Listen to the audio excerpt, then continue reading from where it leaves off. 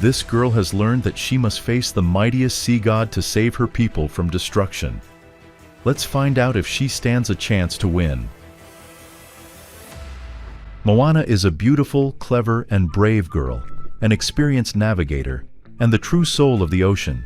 She explores the islands scattered near her homeland, Motunui, hoping to find other people of the ocean. Moana always travels with her loyal companions, a rooster and a piglet. One day, Moana discovers a shard of a broken clay pot on a distant island. She takes it with her and sails back home. We see that the village of Motunui is thriving. Many happy families live there, and everyone contributes something important to the island's life. The adults tell the children stories about Moana's adventures and her meeting with the demigod Maui. The whole island adores this girl and greets her as a true heroine. The local kids dream of becoming like her one day.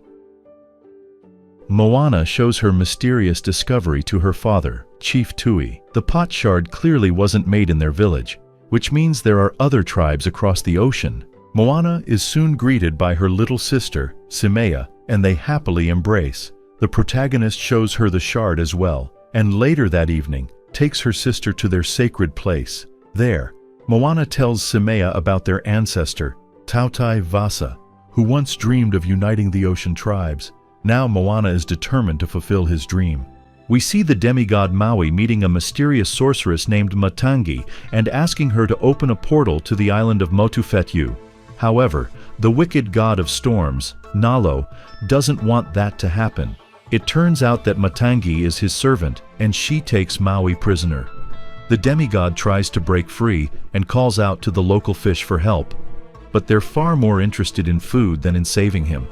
Matangi, on the other hand, hopes that Moana will come to rescue her friend so she can capture her as well. Meanwhile, a grand celebration is taking place on Motunui in honor of Moana's return.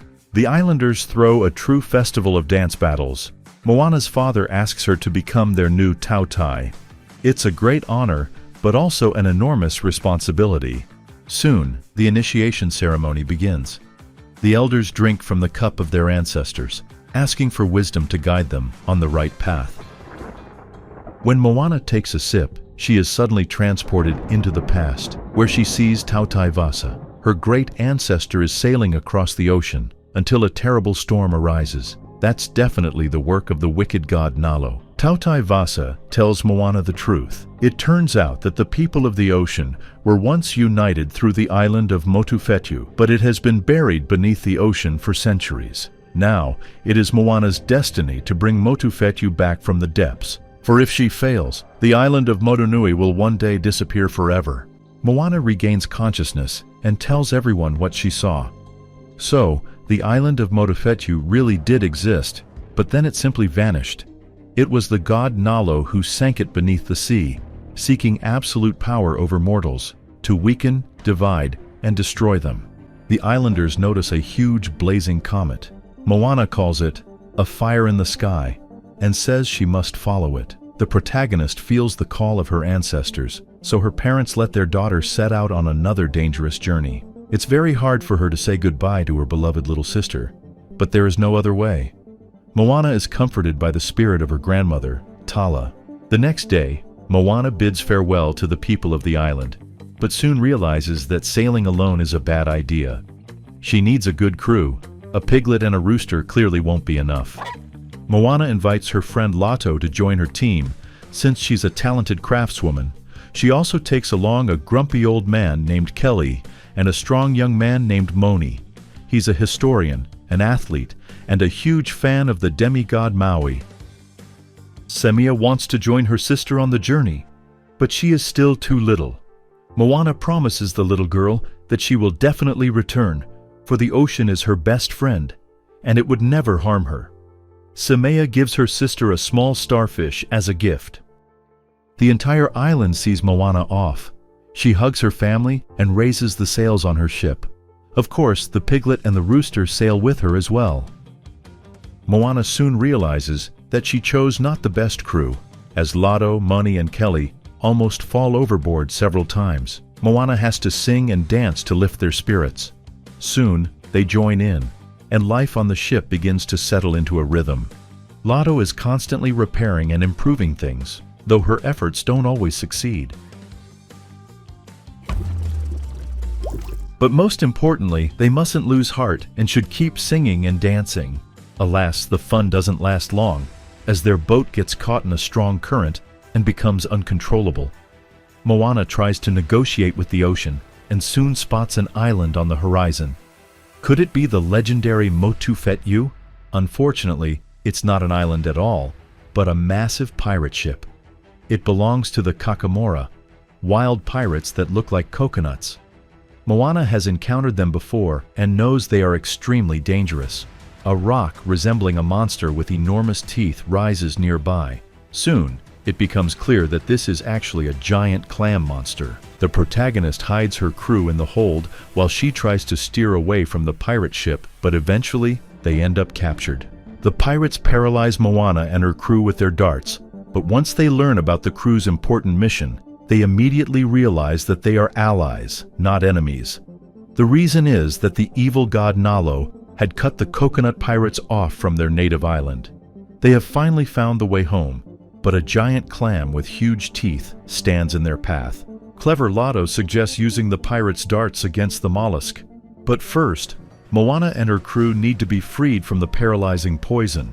To do this, the coconut pirates use a huge green slug, whose slime works as an effective antidote. Moana grabs a harpoon coated with poison and uses it to paralyze the predatory clam. One of the strongest pirates helps her. Miraculously, Moana and her crew survive the ordeal. All the protagonists, except for Moana, end up inside the paralyzed mollusk and encounter yet another monstrous creature there. Fortunately, they manage to defeat this monster without effort. They fall even deeper and discover the captured Maui. It seems that Matangi's lair was hidden inside this mollusk. Maui is thrilled to meet his idol. Maui grabs his hook and finally frees himself. Now he can transform again. Moana comes to her senses and sees her little sister, Simia, who suddenly transforms into a bat. Moana fends her off, along with hundreds of other bats, and at that moment, Matangi appears before her. She looks like a hybrid between a human and a bat. Matangi admits that she doesn't really enjoy serving the evil Nalo. According to her, she is also his prisoner and dreams of escaping to freedom. She sends Moana several vivid visions and helps the main character escape to reunite with Maui and the rest of her friends. Even though the Bat Mistress doesn't know where Motu Fetu Island is, she can open a portal to shorten their journey. Moana and her friends return to their ship. Now her crew has grown by 2 more members, a coconut pirate, and of course Maui. The demigod warns his friend that she is in tremendous danger. Motu Fetu Island is hidden in a cursed ocean amidst a monstrous storm. There is no way to return from there. Ordinary mortals can't fight Nalo. They have not the slightest chance of victory.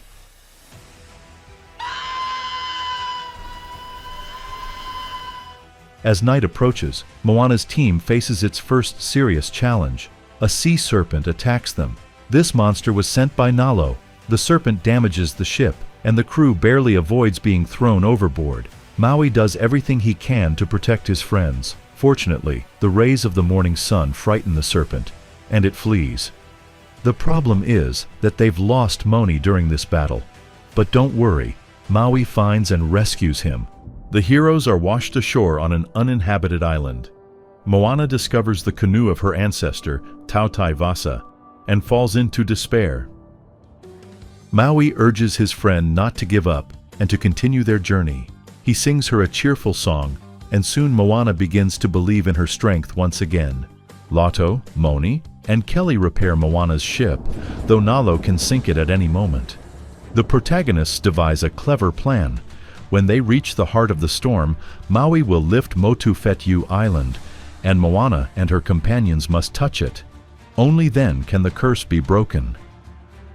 Moana's crew sets sail once again. Soon, they find themselves caught in a gigantic storm. The protagonist's ship climbs one towering wave after another, while Maui struggles to raise the island of Motufetu with his magical hook. Unfortunately, he keeps getting distracted, saving Moana and her friends from the raging sea, and eventually, his efforts fail.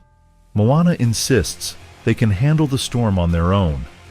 Thanks to Lotto's new invention, they manage to transform their ship into a sail-powered surfboard and avoid sinking to the bottom of the ocean. Maui begins lifting the island of Motufetu with his mighty hook. Seeing this, Nalo strikes him with a bolt of lightning, and in that very moment, Maui loses his demigod powers. He manages to raise the island only halfway. Moana cries out in despair and drops the starfish her sister gave her into the sea. She dives in after it and swims toward the island of Motufetu. The heroine manages to reach and touch it. At that moment, Nalo's storm crashes down upon her.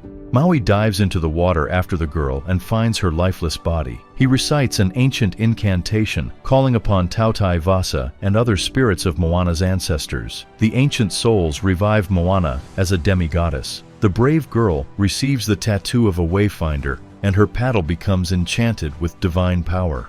Maui regains his demigod powers, raises the island of Motufetu to the surface, and reunites people with the ocean.